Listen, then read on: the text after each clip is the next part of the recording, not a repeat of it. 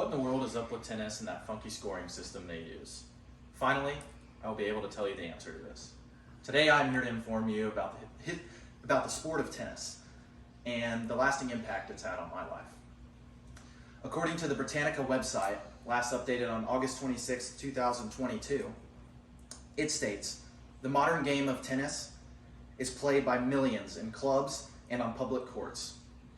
Its period of most rapid growth as both a participant and a spectator sport began in the late 1960s, when the major championships were opened to professionals as well as amateurs, and continued in the 1970s, when TV broadcast of the expanding pro tournament circuits and the rise of some notable players and rivalries broadened the appeal of the game.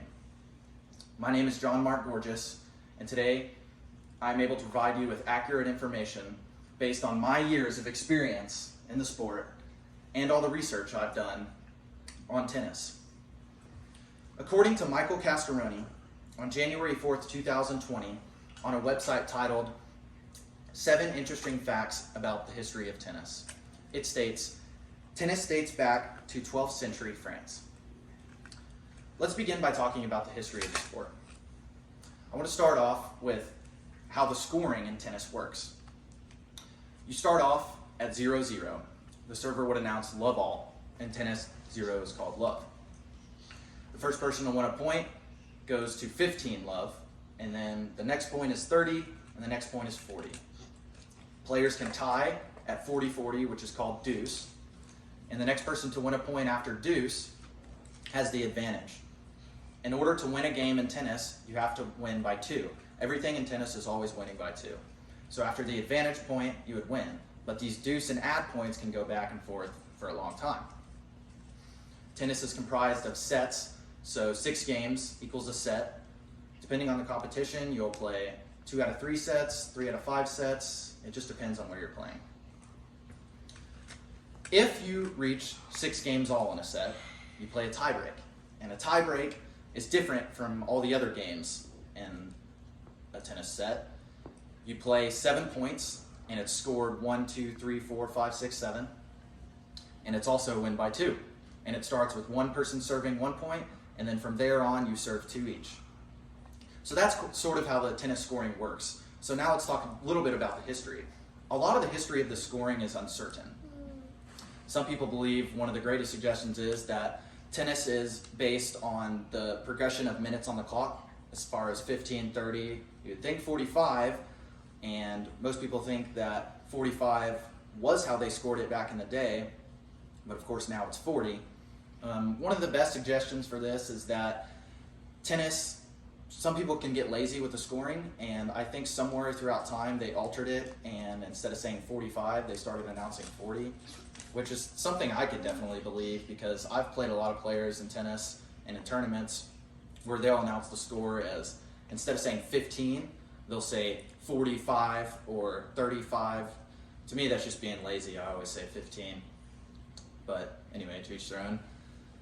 There's also the deal with 0, love. So love has been used since the 1700s, and it literally means nothing. It also can be derived from the French word oeuf, and that means egg. And so egg is sort of shaped like the number 0.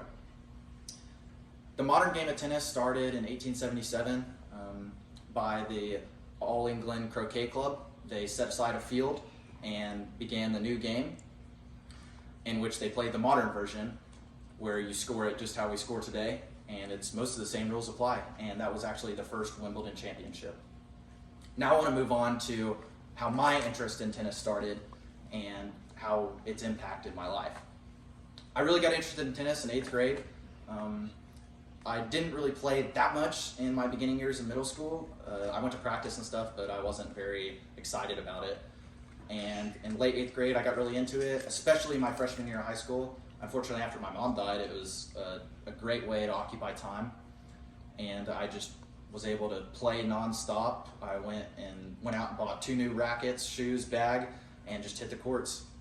And ever since then, I've loved it. Some of my greatest memories I've made from playing tennis all throughout high school. It's changed the way I am as a person. I used to be a really angry player and I let my emotions get the best of me on court. But one of my coaches told me, and for some reason this has always stuck with me, that negative energy is slow energy. And I totally believe that, because I used to expend most of my energy on court negatively. I'd be tired after a match that I lost horribly, not because of the physicality of the sport, but because of all my energy being put into beating myself up. And so later in high school, I finally was able to use that anger as fuel. And even though I did get angry on court still, I was more able to kind of shake it off and continue playing and using it as fuel to win. So hopefully I'm able to play tennis for the rest of my life, or at least keep it in some sort of aspect of my life, because it's an awesome sport. I love it. The last thing I really want to talk about is the legends of our sport, and why I'm so interested in tennis. Fortunately for me, this era is a great era to really love tennis, because we happen to have the three probably greatest tennis players that have ever been on the court all playing at the same time, which would be Roger Federer, Rafael Nadal, and Novak Djokovic. These three guys are just legends of the sport. They're far superior than anyone else. And I want to talk a little bit about each of them and why they're so much better than the rest. First of all, Roger Federer, he was the first one to come onto the scene in 1998, and he actually just retired last month at the age of 41. And I'd like to share with you some of his stats. Roger Federer finished with a career total winning 1,251 matches and only losing 275. That's about an 82% win percentage every match he goes on. He also finished with 103 career titles. That's the second most behind Jimmy Connors. He has 20 Grand Slams. He was the first one to ever get 20. He spent 310 weeks as world number one. 273 of those were consecutive, and that's the most. No one's ever done that. He also has over 130 million in prize money, and that's just tournament winnings. And he's actually the third highest paid among them all, and the only two people to beat him are Rafael Nadal and Novak Djokovic. So next I'll talk about Rafael Nadal. Rafael Nadal is a left-handed player. He has a left-handed forehand and two-handed backhand. He's considered a clay court specialist. He is undoubtedly the best clay court tennis player to ever live. He has 14 French Open titles, which is the red clay tournament. He is currently the number 2 player in the world, and he has 22 Grand Slams. He has 92 career titles and over $131 million in prize winnings. He also has held 198 weeks at world number 1. Novak Djokovic is currently the number 7 player in the world. He came on the scene in 2003 and holds 21 Grand Slam titles. He has the most weeks as world number 1 at 373 weeks. He also has the most prize money ever in tennis at $159,143,258.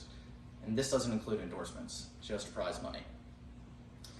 So now that I've informed you about pretty much everything why tennis interests me and some of the most legendary players ever, all in all, I really just want to share my love for tennis. And I also want to show a clip of the greatest tennis player of all time, really, and that would be me, of course.